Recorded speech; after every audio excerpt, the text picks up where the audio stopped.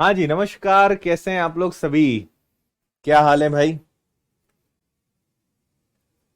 Question number 176 से हमें शुरू करना है, आया ना? सभी को गुड इवनिंग। कैसे हो आप लोग? राधे राधे, राम राम, सत श्री अकाल, केम छो? मजामा?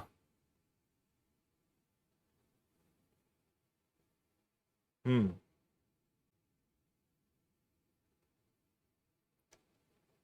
हाँ जी, हम एकदम ठीक हैं, एकदम बढ़िया हैं। आप बताओ क्या हाल है?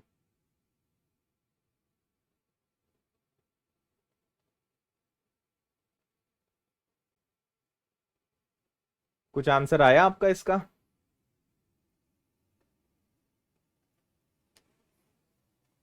चलो। देखो, आपको एक कॉन्सेप्ट बताना है, उससे शुरू करते हैं। क्योंकि ये जो क्वेश्चन है वो जब तक कॉन्सेप्ट आपको नहीं बताऊंगा तब तक आपसे वो बनेगा नहीं। तो पहले थोड़ा सा कॉन्सेप्ट को समझते हैं।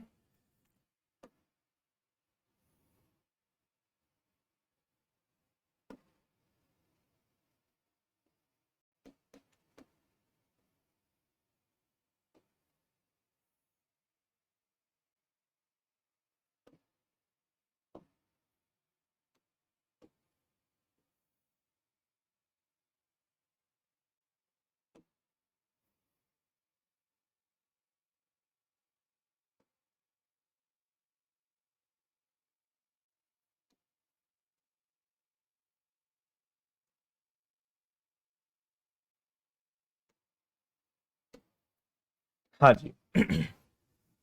आपको मैंने कल फ्रस्टम तो बता दिया था कि फ्रस्टम क्या होता है। कल हमने कई सारे क्वेश्चंस करे थे, बस एक ही क्वेश्चन बचा है। एंड इसके बाद हम प्रिज्म स्टार्ट करेंगे।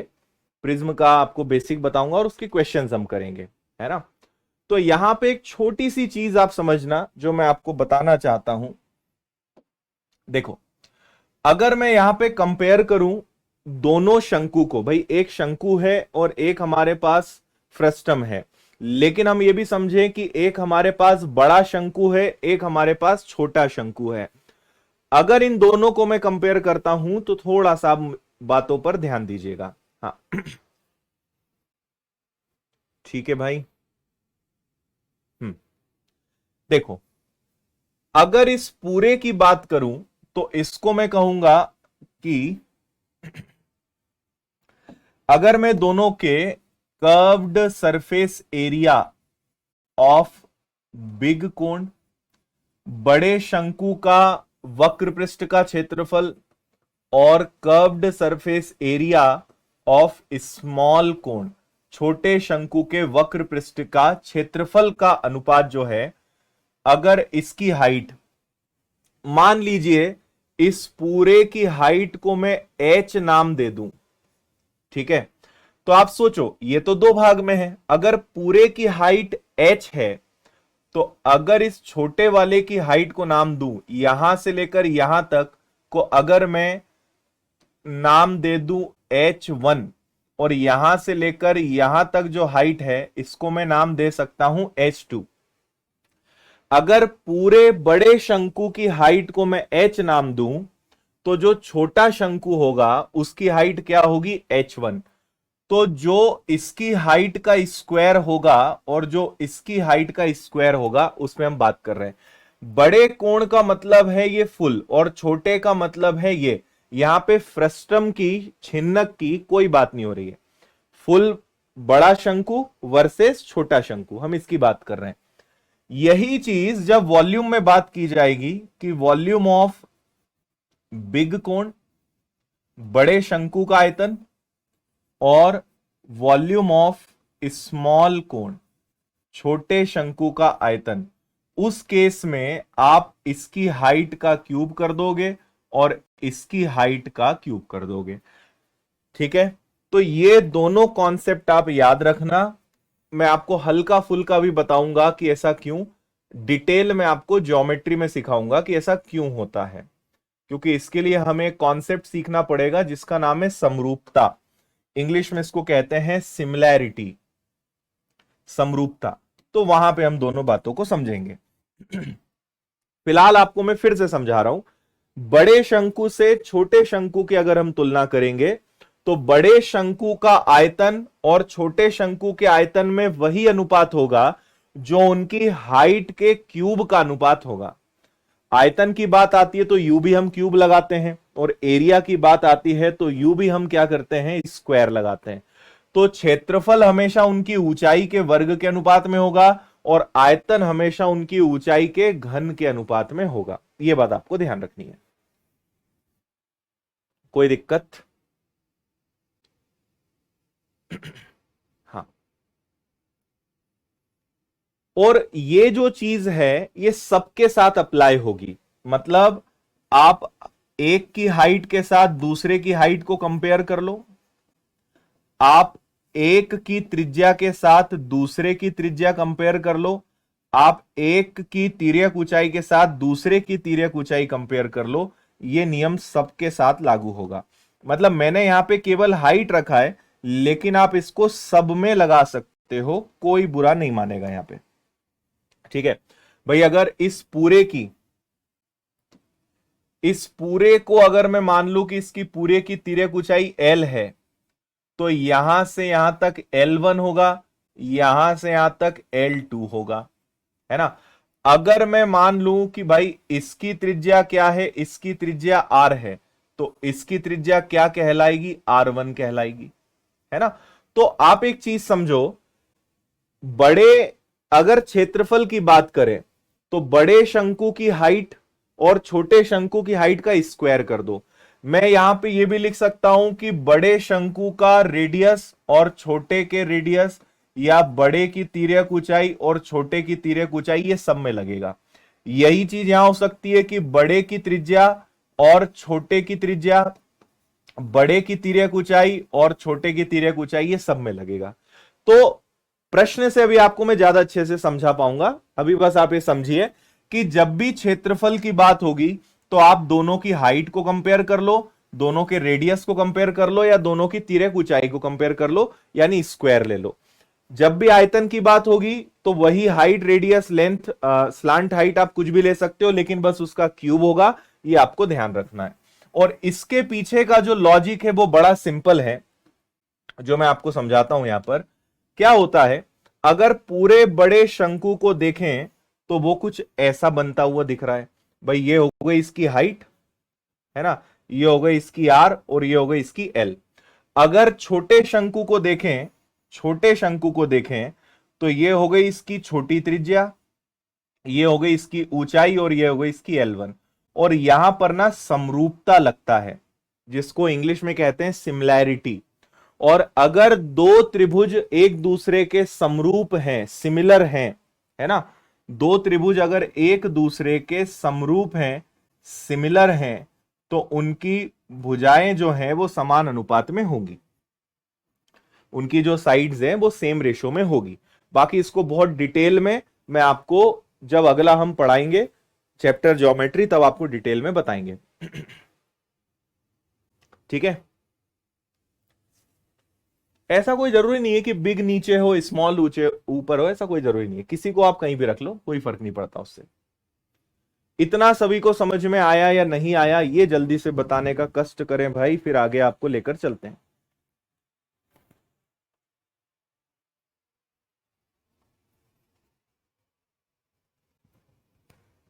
ठीक है।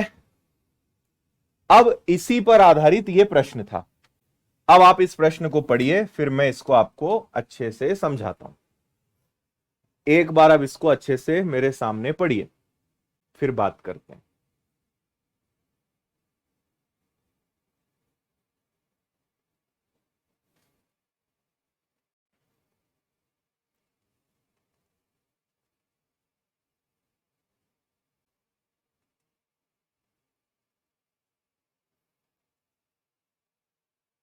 ठीक है, चलो। अब मैं डायग्राम में बहुत ज्यादा टाइम नहीं लगाऊंगा, मैं ऐसे ही बना देता हूं।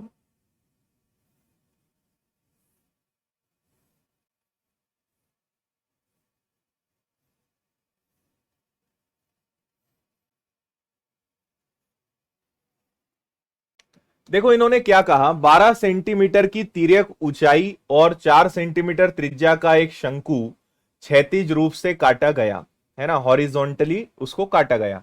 तो इस पूरे की तिर्यक ऊंचाई क्या है, यहां से यहां तक की जो तिर्यक ऊंचाई है वो कितनी है भाई, 12 है। और इसकी जो रेडियस है वो कितनी है, तो इसकी रेडियस है 4, है ना।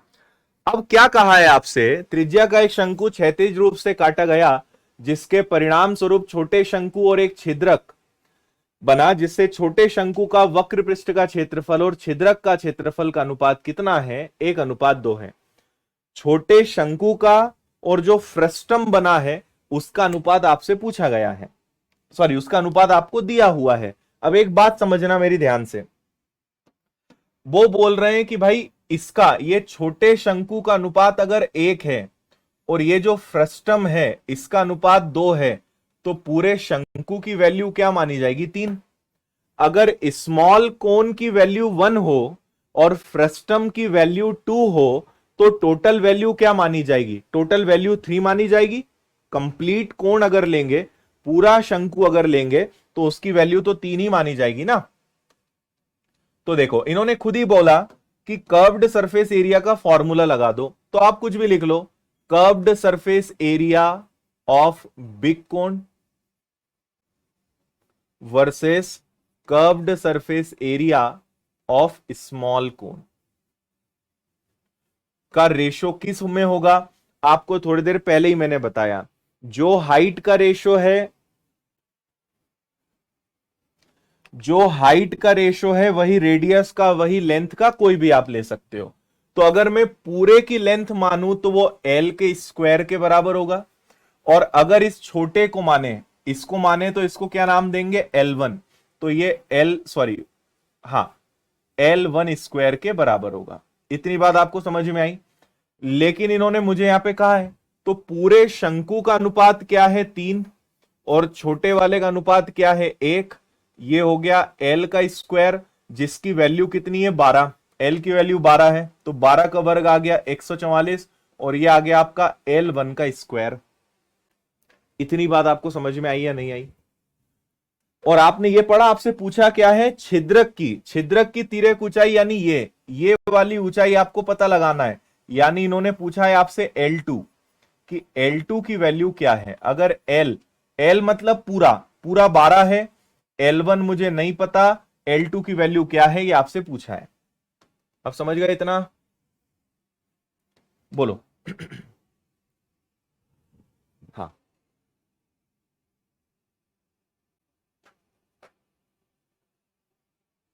ठीक है। अब देखना हम यहां पे क्या करेंगे।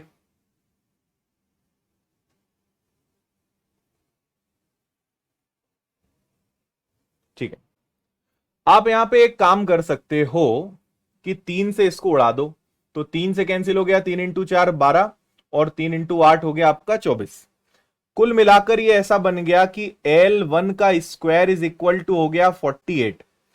अगर मैं यहां से स्क्वायर हटाता हूं तो इसके ऊपर क्या लग जाएगा, इसके ऊपर स्क्वायर रूट लग जाएगा, हाँ या ना। ठीक है, मुझे एक बात और पता है कि 48 का मतलब होता है 16 तिया 48। 16 किसका वर्ग होता है, 4 का, और 3 अंदर रह जाएगा। तो मुझे पता चल गया कि L1 की वैल्यू क्या है, L1 की वैल्यू है 4√3। L1 की वैल्यू क्या है, 4√3। तो अब तो काम ही हो गया, है ना। अब मुझे बताओ कि L1 प्लस L2 से मिलके बना है L। अगर L1 की वैल्यू 4√3 हो, L2 मुझे बताना हो, जबकि L की वैल्यू क्या है, 12। तो अगर L2 की वैल्यू बताना है तो 12 में से 4√3 को घटा दिया जाए। ये आपका आंसर आ गया बहुत ही कम मेहनत में, 12 माइनस 4√3, ऑप्शन डी।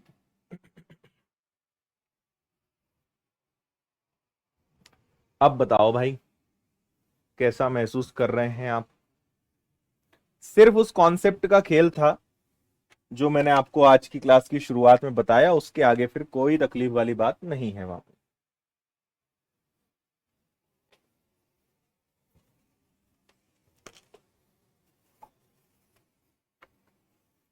डन है? हाँ,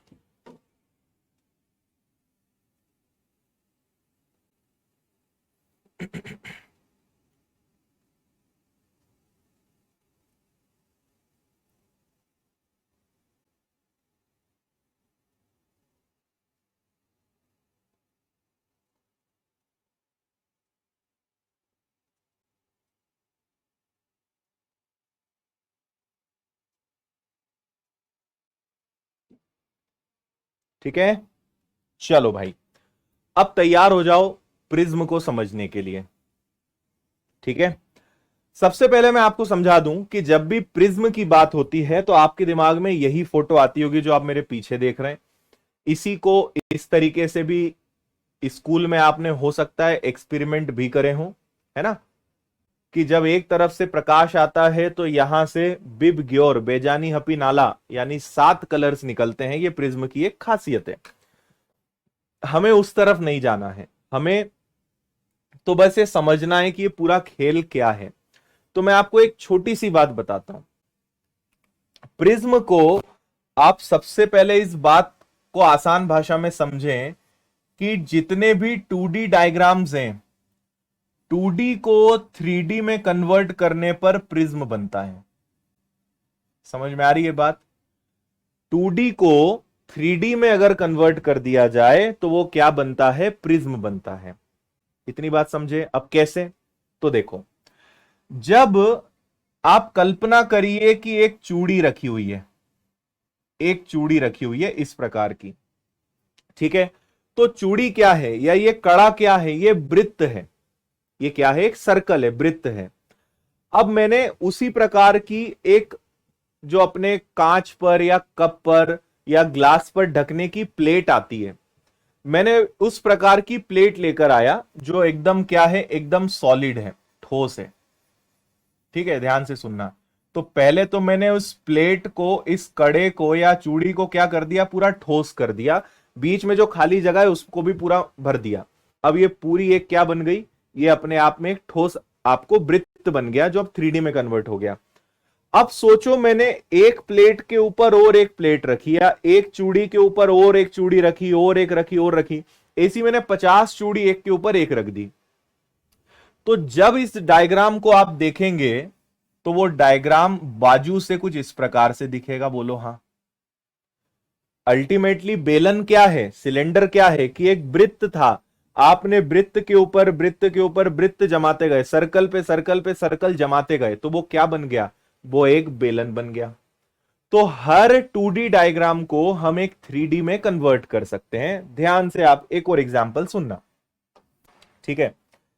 मान लेते हैं कि एक त्रिभुज हमारे पास है ना, ये एक त्रिभुज हमारे पास है। तो अभी ये क्या है भाई? अभी एक सामान्य सा त्रिभुज है, एक सिंपल सा ट्राइंगल है। जब ट्राइंगल के ऊपर मैं ट्राइंगल रख दूंगा, त्रिभुज के ऊपर त्रिभुज रखते जाऊंगा, तो कल्पना करो उसकी हाइट बढ़ती जाएगी। एक त्रिभुज रखा, एक और रखा। अगर मैंने 100 त्रिभुज एक के ऊपर एक जमा दिए तो पता है वो क्या बन जाएगा? वो प्रिज्म का रूप ले लेगा। क्या बन जाएगा भाई? वो प्रिज्म बन जाएगा। देखो, जब मैं एक त्रिभुज के ऊपर त्रिभुज जमाते जाऊंगा तो वो क्या बनेगा? वो एक प्रिज्म बन जाएगा।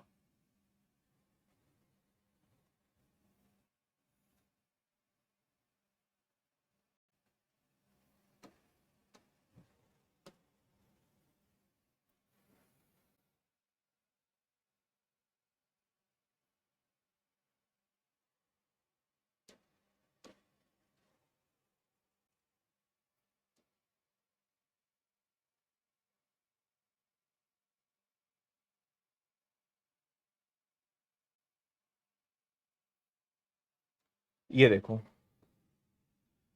समझ में आया?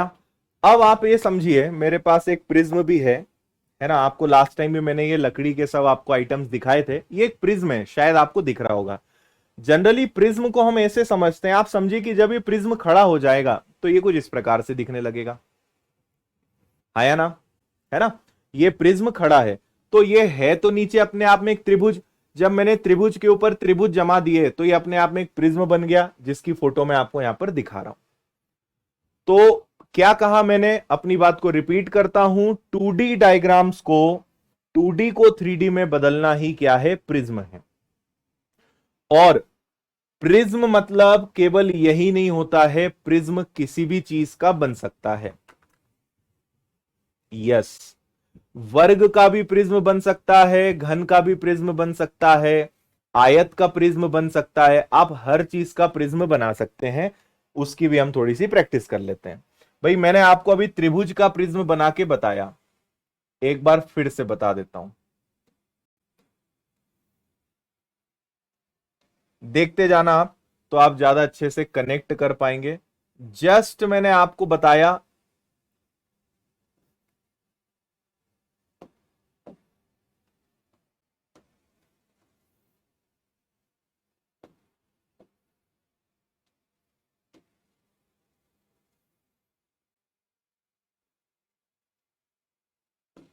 देखो त्रिभुज का प्रिज्म बन गया। अब आपको वर्ग का प्रिज्म बना के बताता हूं। ठीक है, ये हमने मान लीजिए एक वर्ग ले लिया, थोड़ा सा मुझे तिरछा इसलिए लेना पड़ेगा ताकि मैं उनको एक दूसरे से जोड़ सकूं, है ना। तो ये एक वर्ग है।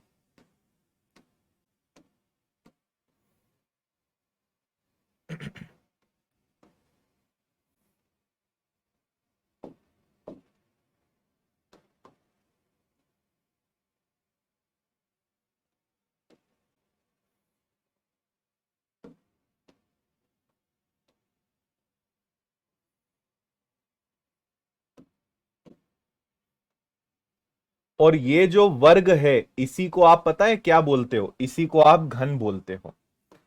वर्ग को, स्क्वायर को प्रिज्म में कन्वर्ट करना is nothing but a cube.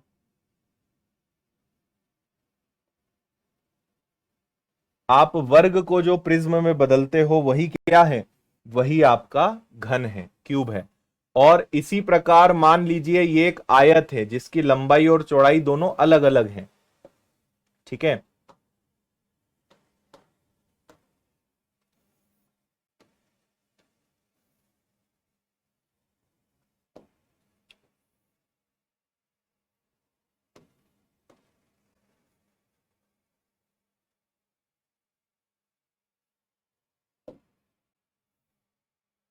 आपको भी प्रिज्म बनाना आ जाएगा मुझे देखते देखते कि कैसे प्रिज्म बनते हैं।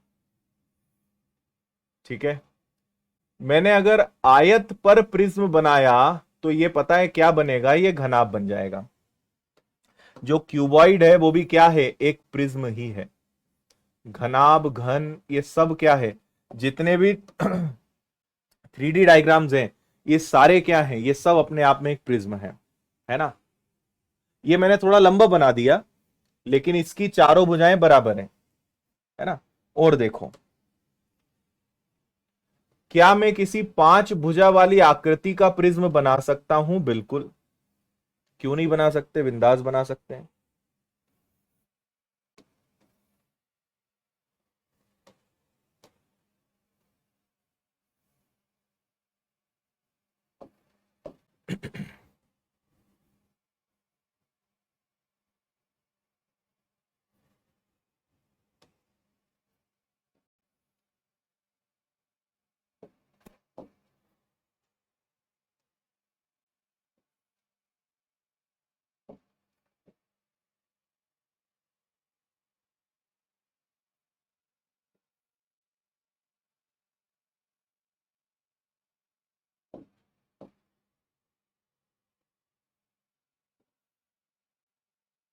ये हो गया भाई,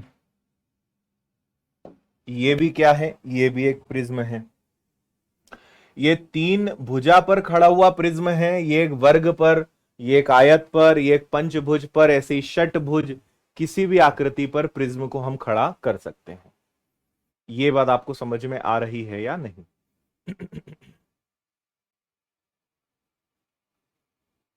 डन।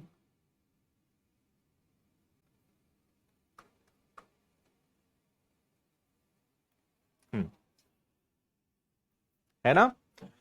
यस, तो जैसा मैंने कहा किसी भी चीज को हम बदल सकते हैं।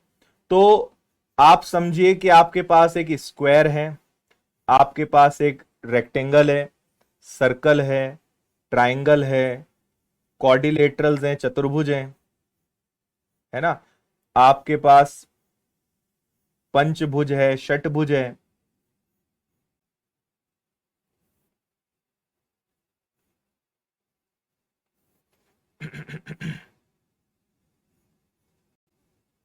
पंचभुज है। इन सभी को 2D से अगर 3D में बदल दिया जाए तो उसी का नाम है प्रिज्म। पहले तो यह समझ में आना बहुत जरूरी है कि प्रिज्म कुछ नई चीज नहीं है, प्रिज्म वही है जो आपने पढ़ा है। और अगर आप ये समझ लोगे तो इसमें आपको फॉर्मूले रटने पे काम नहीं करना पड़ेगा। अब आप एक बात बहुत ध्यान से सोचिए, जो जनरल आज तक हमने प्रिज्म देखा है, जो मेरे हाथ में भी है और आपको पीछे भी दिख रहा है, अब ये प्रिज्म क्या है? आप अगर इसको ध्यान से देखेंगे तो इसमें एक ये त्रिभुज है और एक ये त्रिभुज है, इसमें दो त्रिभुज हैं। और इसके अंदर ये क्या है? ये अपने आप में इसकी अपनी एक लंबाई है और एक चौड़ाई है। तो ये एक आयत है, ये एक आयत है और ये एक आयत है। तो प्रिज्म कुछ नहीं है, पूरा प्रिज्म खोल लोगे तो क्या है? इसमें तीन रेक्टेंगल्स हैं, तीन आयत है और दो त्रिभुज हैं। ये प्रिज्म हो गया। आया समझ में? है ना? अगर आप इनमें से किसी को भी देखो, अब ये क्या है? ये अपने आप में 6 आयत है, आपने आयत को जमाते गए तो वो प्रिज्म बन गया। इतनी सी बात है ना? तो आपको मैं इनके फॉर्मूले दिखाता हूं सबसे पहले जल्दी से। जैसे आप ये फॉर्मूला देखिए, ये एक नॉर्मल ट्राइंगल पर बेस्ड एक प्रिज्म है।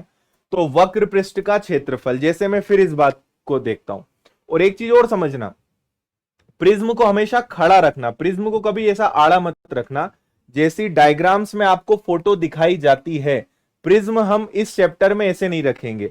आप समझिए कि इस प्रिज्म को हम खड़ा कर देंगे, ये ट्राइंगल वाला भाग नीचे चला जाएगा। अभी ये प्रिज्म आपको ऐसा दिख रहा है, मैं इसको ऐसा करने की बोल रहा हूं। जब भी क्वेश्चन करोगे तो प्रिज्म को आपको खड़ा रखना है। तो इसका वक्र पृष्ठ क्या होगा? सोचो, वक्र पृष्ठ यानी कर्व्ड सरफेस एरिया। तो एक आयत, दूसरा आयत और ये तीसरा आयत, इन तीनों आयत को जोड़ दोगे, इन तीनों आयत के क्षेत्रफल को बता दोगे तो वो कर्व सरफेस एरिया हो जाएगा, वक्र पृष्ठ का क्षेत्रफल हो जाएगा। अगर ऊपर के आधार और नीचे के आधार के क्षेत्रफल को जोड़ दोगे तो संपूर्ण पृष्ठ हो जाएगा। क्लियर है? तीसरी बात, आयतन वॉल्यूम निकालना है। तो मैंने आपको पहले दिन से एक सूत्र बताया है कि क्षेत्रफल में अगर ऊंचाई का गुणा कर दोगे, आधार जिस चीज का है, आधार बहुत मैटर करता है, इसका आधार क्या है? एक त्रिभुज है। तो आधार के क्षेत्रफल में अगर गुणा कर दिया ऊंचाई का तो वो आयतन बन गया। Volume of base, area of base लेकर हाइट से मल्टीप्लाई कर दिया, दैट कन्वर्ट्स इनटू वॉल्यूम, वो आयतन में कन्वर्ट हो जाएगा। आ रही बात समझ में? तो बस यही फॉर्मूले आपके पास है। ये देखो, वक्र पृष्ठ यानी, अब इसका एक सूत्र है जो मैं आपको अभी इसको प्रूफ करके भी बताऊंगा कि ये फॉर्मूला कैसे बना होगा। आधार का परिमाप इंटू ऊंचाई। संपूर्ण पृष्ठ क्या हो जाएगा कि जो वक्र पृष्ठ है उसमें आधार जोड़ दो, ऊपर और नीचे का आधार जोड़ दो तो आधार के क्षेत्रफल का डबल। और आयतन क्या होगा? जो आधार है उसमें ऊंचाई का गुणा कर दो, आधार के क्षेत्रफल में ऊंचाई का गुणा कर दो, बात खत्म। इतनी बात आपको समझ में आई या नहीं आई? है ना? अब हम एक काम करते हैं, हम ऐसा करते हैं कि वापस एक प्रिज्म और बना लेते हैं, एक बार मेहनत और कर लेते हैं। तो ये हो गया एक ट्राइंगल, इसको हमने क्लोन मारा, यहां पर ये हो गया एक,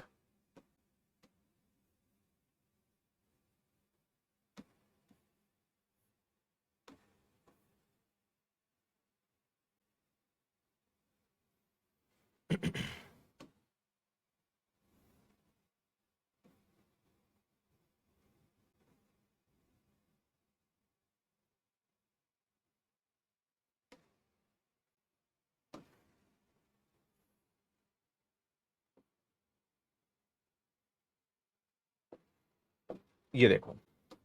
अब मुझे आप ये बताइए, मैं आपको फॉर्मूला बनाना सिखा रहा हूं, ध्यान से देखना। कौन सा फॉर्मूला सिखा रहा हूं? बस एक ये वाला, क्योंकि ये दो तो सिखाई दिए। अगर वक्र पृष्ठ में दोनों आधार जोड़ दिया तो क्षेत्रफल संपूर्ण पृष्ठ बन गया, और जो भी आधार है उसका क्षेत्रफल निकाल के ऊंचाई का गुणा कर दोगे तो वो हमेशा आयतन बन जाता है। ये भी मैंने आपको बता दिया। अब मैं बस आपको ये फॉर्मूला बनाना सिखा रहा हूं कि वक्र पृष्ठ का फॉर्मूला कैसे बना। तो मुझे बताइए किसी भी त्रिभुज में क्या है, अगर मैं इसका पोस्टमार्टम करूं तो ये जो प्रिज्म है इसमें दो त्रिभुज हैं, एक ऊपर एक नीचे, है ना, एक त्रिभुज ऊपर है एक त्रिभुज नीचे है, और इस प्रिज्म में तीन आयत हैं, पहला दूसरा और ये पीछे वाला तीसरा, तीन आयत है। तो अगर इसको ओपन कर दें तो इससे तीन आयत निकलेंगे, पहला आयत, दूसरा आयत और ये तीसरा आयत। बोलो हाँ या ना। तो आप कहोगे ठीक है सर, कोई दिक्कत नहीं है, समझ गए। अब इस आयत की अपनी एक लंबाई है और अपनी एक चौड़ाई है, मान लो इसको मैं लंबाई कहूं इसको चौड़ाई कहूं, तो वक्र पृष्ठ में तो ये तीनों ही काउंट होंगे, हाँ या ना। वक्र पृष्ठ में तो ये तीनों ही काउंट होंगे, सही है बात। हाँ ठीक है। अब मैं थोड़ी देर के लिए मान लो इसको मैं कहूं ए, इसको मैं कहूं बी, इसको मैं कहूं सी, मान लेते हैं थोड़ी देर के लिए कि अलग है, और इसको मैं कहूं हाइट, तो ये भी हाइट होगी ये भी हाइट होगी। इसका क्षेत्रफल क्या होगा, तो इसका क्षेत्रफल होगा ए इंटू एच, लंबाई गुणा चौड़ाई। इसका क्षेत्रफल क्या होगा बी इंटू एच, इसका क्षेत्रफल क्या होगा सी इंटू एच। तो इसमें से एच निकल जाएगा कॉमन और आपके पास बचेगा ए प्लस बी प्लस सी। अब ये ए प्लस बी प्लस सी क्या है, ये तीन अलग अलग भुजाएं हैं, है ना, ये तीनों क्या है, ये तीन अलग अलग भुजाएं हैं। और आपको बताऊं ये तीनों भुजाएं कौन सी है, ये तीनों भुजाएं ये हैं, ठीक है। एक भुजा ए है, दूसरी भुजा बी है और तीसरी भुजा सी है। अगर आप डायग्राम से ही बताऊंगा मैं, देखो ये आयत आपको दिख रहा है जबकि ये त्रिभुज की एक भुजा पे खड़ा है, तो एक त्रिभुज की एक भुजा, इसका जो आधार है वो त्रिभुज की दूसरी भुजा है, और इसका जो आधार है वो त्रिभुज की तीसरी भुजा है। तो त्रिभुज की तीन भुजाएं हो गई, इनटू हाइट आ गया। तो एबीसी क्या होता है, किसी भी त्रिभुज की तीनों भुजाओं को जोड़ोगे तो वो क्या बनेगा, वो परिमाप ही तो बनेगा, पेरीमीटर ही कहलाएगा, पेरीमीटर। और इनमें कॉमन क्या निकला, इनमें कॉमन निकला हाइट, कॉमन निकला ऊंचाई। तो अगर ऊंचाई का मल्टीप्लाई कर दें, हाइट का मल्टीप्लाई कर दें, तो ये क्या बन गया, ये बन गया कर्व्ड सरफेस एरिया, वक्र पृष्ठ का क्षेत्रफल। तो भाई यही तो सूत्र है, आधार का परिमाप इंटू ऊंचाई, परिमाप इंटू ऊंचाई। समझे।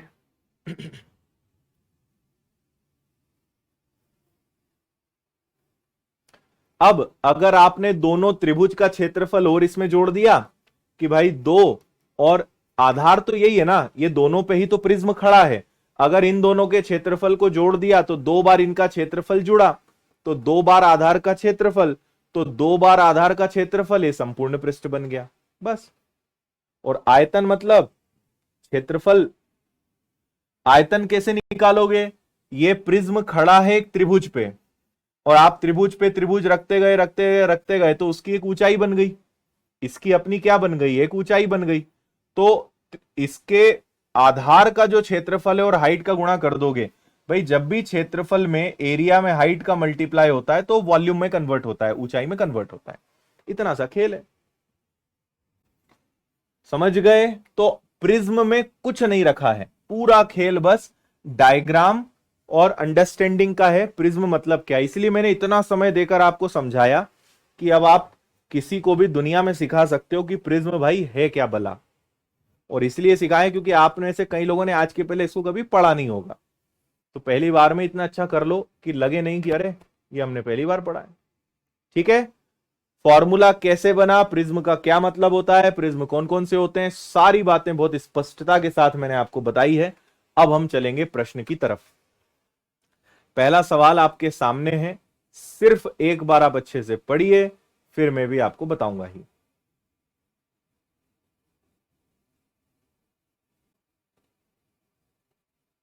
ठीक है, मजा आ रहा है ना।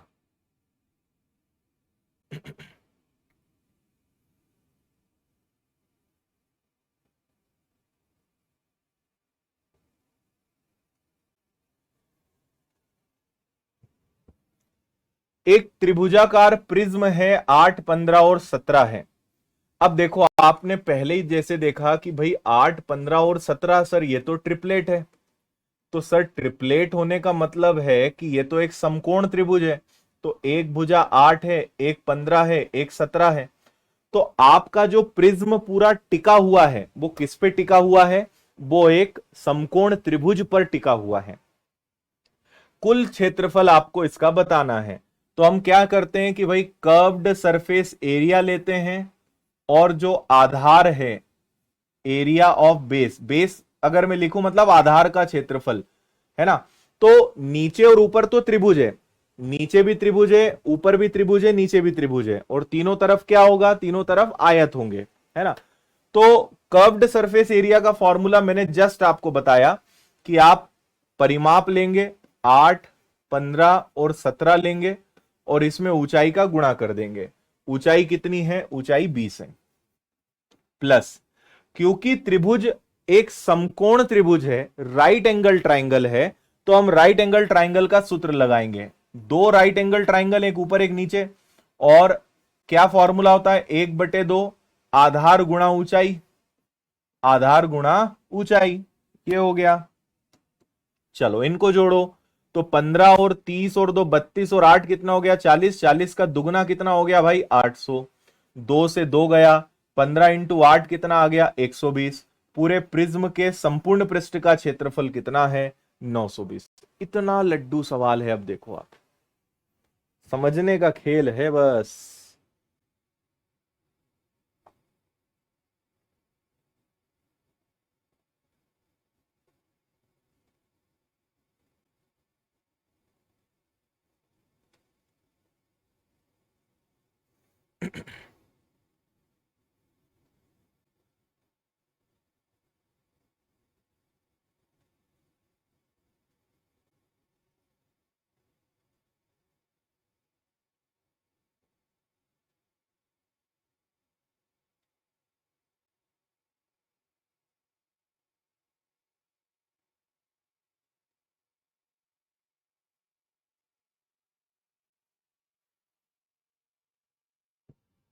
हाँ, आया मजा?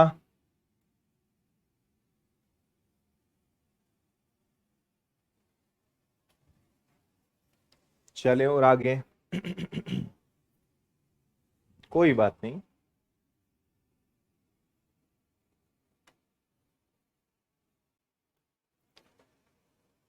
नंबर ऑफ शेप्स को बताती है, हाँ बताती है, पर पंकज उससे कोई पूछेगा नहीं आपसे नंबर ऑफ शेप्स कितने हैं। बनता वो वैसे ही है।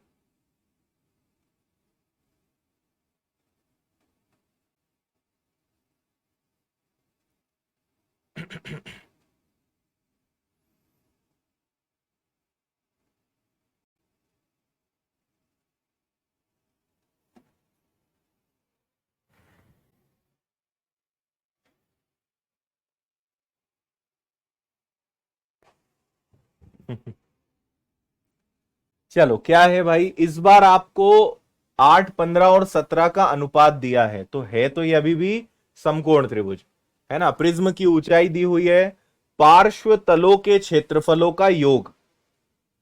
इंग्लिश में पढ़ लेते हैं, sum of the areas of the side planes, यानी पार्श्व तल यानी क्या हो गया? कर्व्ड सरफेस एरिया, है ना।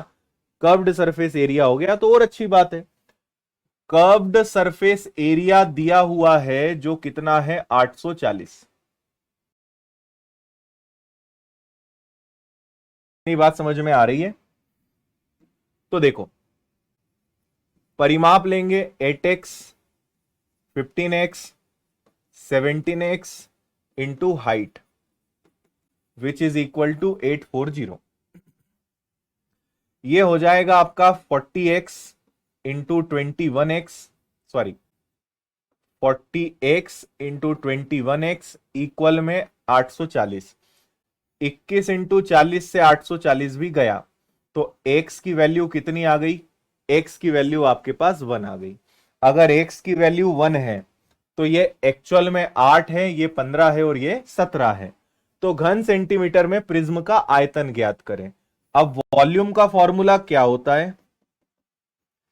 Area of base into height, है ना। हम जानते हैं कि ये एक समकोण त्रिभुज है, तो ये 8 है, ये 15 है, ये 17 है, इस पे पूरा प्रिज्म टिका हुआ है। तो एरिया ऑफ बेस यानी आपके प्रिज्म का आधार क्या है, आपके प्रिज्म का आधार एक समकोण त्रिभुज है, तो उसका क्षेत्रफल क्या होगा 1/2 बेस इंटू हाइट, जो पिछले सवाल में था, और इंटू में ओवरऑल हाइट, तो ओवरऑल हाइट कितनी है 21 है। बस इसको सॉल्व कर लो। तो 15 इंटू 8 120, 120 का आधा हो गया 60, 21 इंटू 6 हो गया 1260। 1260 cubic centimetre is the volume of prism. ये आपके प्रिज्म का आयतन है। बहुत सुंदर।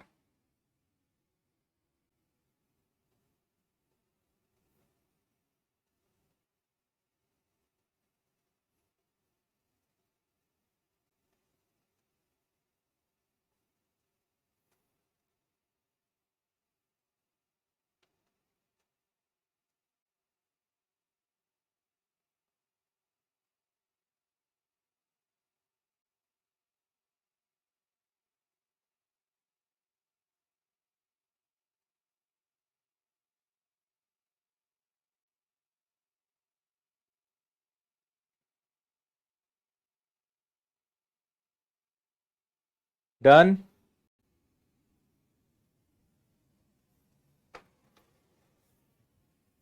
चलो, मैं आपको question number 179 and question number 180 ये होमवर्क में दे रहा हूं, इनको आप करके लाइए। इसके बाद कल हम पढ़ेंगे पिरामिड। तो आप ना बस पिरामिड के फॉर्मूले पढ़ के आना, मैं आपको इनमें भी सिखाऊंगा, है ना। मतलब ये तो थोड़ा सा रटना पड़ेगा, कैसे बने में अपना ज्यादा टाइम खराब होगा। और पिरामिड मुझे उम्मीद है कि आपने देखे ही होंगे, लेकिन बहुत मजा आएगा पिरामिड में, है ना। तो इनसे रिलेटेड क्वेश्चन करेंगे और चैप्टर को भली भांति हम समाप्त करेंगे। हम्म। और आपको मैं बताऊं, आज पहली बार मैंने क्या कहा, मैंने अपनी टीम से ना एक पिरामिड बनवाया, खास आप लोग को समझाने के लिए। तो इस प्रकार का मैंने एक पिरामिड बनवाया है, क्योंकि पिरामिड को कैसे समझाया जाए, तो काफी दिमाग लगा के हमने सोचा कि भाई एक पिरामिड बना के दो। तो कल मैं आपको, ये पिरामिड खुल गया, अब मैं आपको इससे कल समझाऊंगा ना तो मजा आएगा। और ऐसा पहली बार हो रहा है कि आपको बना हुआ पिरामिड दिखेगा, अपन भी पिरामिड बनाएंगे, है ना। चलो, आज ही एकदम ताजा ताजा बनवाया है मैंने टीम से। ठीक है भाई, तो ये सब पढ़ के आओ। और भी फॉर्मूले आगे इसमें ना, इसमें भी डिपेंड करता है कि पिरामिड का बेस क्या है। पिरामिड का बेस एक आयत हो सकता है, वर्ग हो सकता है, त्रिभुज पे एक पिरामिड बन सकता है। तो मैं आपको ये सारी चीजें सिखाऊंगा, उसके बाद फिर हम प्रश्न इसके भी शुरू करेंगे। हाँ, ये मम्मी मम्मी मूवी में था। ओके, चलो tata bye bye, take care, जय हिंद, खुश रहिए, मस्त रहिए, मुस्कुराते रहिए, टेक केयर।